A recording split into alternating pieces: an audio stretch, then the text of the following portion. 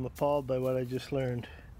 Honestly, it's embarrassing to be a Canadian sometimes. So I was just at Mountain Equipment Co-op. My 8-year-old is moving up from beavers to cubs this year. I was looking for a good folding knife for him. Cubs are allowed to have a folding knife, but not a sheath knife.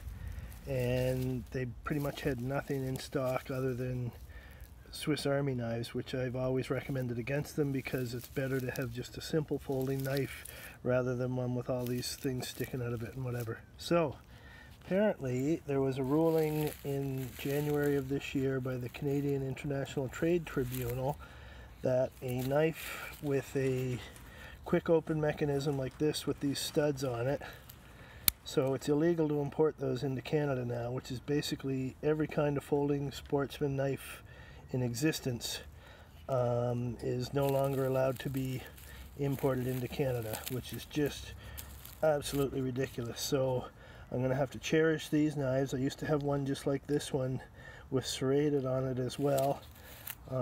This is a Gerber knife, Bear Grylls, now illegal in Canada to be imported. And I guess I better not lose my knives. I gotta really take good care of them because I just won't be able to get them anymore.